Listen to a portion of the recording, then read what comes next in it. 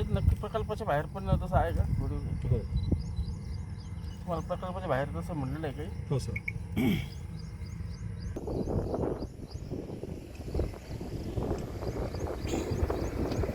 यावर्षी गोगलगाई झालेली बांधाच्या कडेने जास्त झालेली आहे.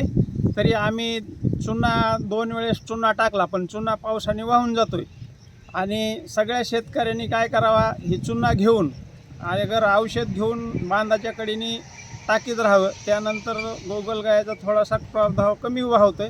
आणि सकाळी 6 वाजता गोगलगाया इचून जी नजर पडते त्या इचून बाहेर टाकून देणे. चुना किंवा असं पाण्यामध्ये टाकल्या तरी मरतात त्या. यावर्षी काय झालं तुमच्या शेतीमध्ये? यावर्षी बांधाच्या कडेने 5-6 काकऱ्या खाल्ल्यात. पण आम्ही यावर्षी बियाणं जास्त वापरलं होतं आणि मला अनुभवामुळे दाट पेरणी केली, त्यामुळे होईन तेवढी नुकसान कमी झालेली आहे. तरी 4-5 काकऱ्या बांधाच्या कडेने खाल्लेल्या आहेत. नाव सांगा. जीवन विठ्ठल चव्हाण. गेले 2 वर्ष आम्ही कृषी विद्यापीठाच्या मदतीनं हे प्रबोधन करतो आहोत. नियंत्रणात्मक उपाययोजना आणि हंगामाच्या अगोदरच्या उपाययोजना या पद्धतीने आपण मार्गदर्शन केलेलं आहे. या भागात जे तुळशी प्रादुर्भाव होता आपण बघितला असेल.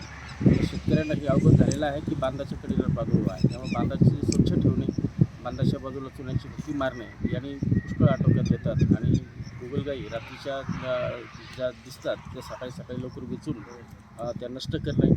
यासोबतच रात्री गवताचे ढीक शेतामध्ये ठेवणे किंवा तुमचं गोलपाट जे आहे गुळाच्या पाण्यामध्ये भिजवून ठेवणे आणि सकाळी त्या खालच्या गोगलगाई वेचणे हे जरी केलं तरी देखील फार मोठं नियंत्रण यामध्ये मिळवणं शक्य आहे.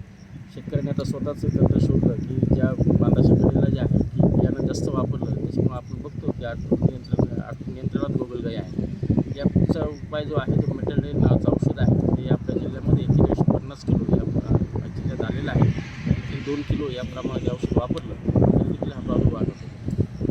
म्हणजे कॅच करा असं द्या पोरांनो. तंबाखू जात नाही. चुना चुना इव्हन तुम्ही राख जरी आणून टाकली ना बरं का, राख सुद्धा पुढच्या वर्षी तिथं सोयाबीनच करू नका. माझा खाली बी आहेत ना, आपलं खाली क्षेत्र आहे का नाही, तिथे बी आहेत ना. हे पानं जे खाल्ले ते तिनेच खाल्लेत ना? हे तिनेच खाल्लं. हे बघा, हे तिनेच खाल्लंय. हे तिनेच खाल्लंय. हे जी लाळ जेवढी गळाली का त्याच्यावर ही लाळ गळालेली त्यांनीच खाल्लं. बरोबर.